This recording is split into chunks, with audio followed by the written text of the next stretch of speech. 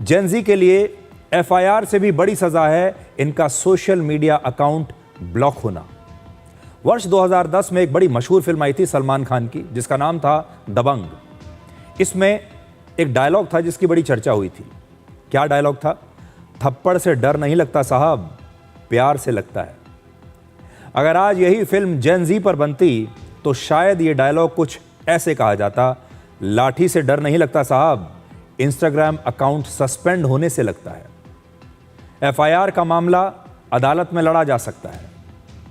कानूनी लड़ाई अदालतों में वकीलों के जरिए लड़ी जा सकती है, लाठियां खाई जा सकती हैं, कोई बात नहीं।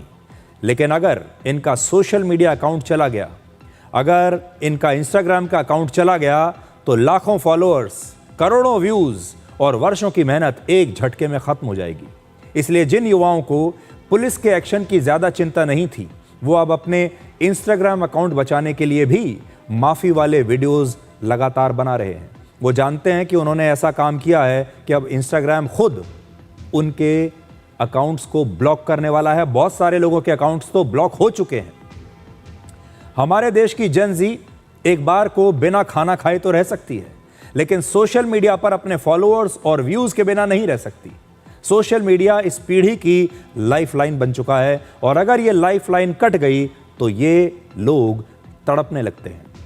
अब पुलिस तो एफआईआर कर रही है, लेकिन साथ ही इनके सोशल मीडिया हैंडल्स ब्लॉक होने लगे हैं। इंस्टाग्राम इनके वीडियोस को हटा रहा है, इनके खिलाफ एक्शन ले रहा है, और ये एक बहुत बड़ी वजह है कि अब ये सारे लोग उसी इंस्टाग्राम पर जहां पर गाली गलौज कर रहे थे, अब अपनी माफी के वीडियोस डाल रहे हैं। भारत जैसे लोकतांत्रिक और वाइब्रेंट समाज की यह सबसे बड़ी खासियत है कि किसी भी गलती पर समाज अपने आप कोर्स करेक्शन करता है। इसके लिए किसी अदालत में जाने की जरूरत नहीं पड़ती, और इसकी सबसे बड़ी वजह है हमारे संस्कार और हमारे देश में सामाजिक दबाव जो अपने आप काम करता है। आंदोलन के दौरान जिन युवाओं ने भी अभद्रता की, अश्लीलता की, ऐसी ऐसी गालियां दी, उनके माता पिता, उनके परिवार, उनके रिश्तेदार और पड़ोसी इससे बेहद नाराज हैं। माता पिता इस बात पर शर्मिंदा हो रहे हैं कि आखिर उनके संस्कारों और उनकी परवरिश में कहां कमी रह गई कि उनके बच्चे इस तरह की बदतमीजी कर रहे हैं। ऐसे माता पिता को लग रहा है कि उन्हें अपने ही बच्चों के चरित्र के बारे में शायद पूरी जानकारी नहीं थी। उन्हें विश्वास नहीं हो रहा कि ये बच्चे उनके साथ उन्हीं के घरों में रह रहे थे, और इनके बच्चों के दिमाग में इतनी गंदगी है कि कभी माता पिता समझ नहीं पाए, और अब अपने बच्चों की वजह से पूरे परिवारों की बदनामी हो रही है। और शायद यही वजह है कि ऐसे कई युवा अब अपनी गलती पर माफी भी मांग रहे हैं और आंसू भी बहा रहे हैं।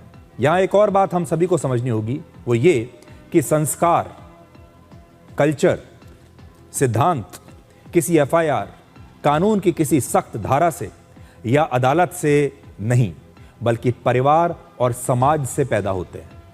और आज मैं भारत के सभी माता पिता के बारे में एक बात दावे के साथ कह सकता हूं कि वो अपने बच्चों के सपनों को पूरा करने के लिए अपना सब कुछ दांव पर लगा सकते हैं।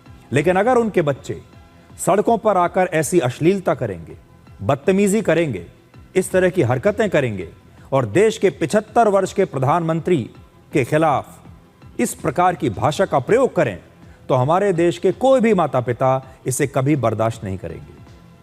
आज भी हमारे माता पिता जो पिछली पीढ़ी के हैं, संस्कारों में विश्वास करते हैं।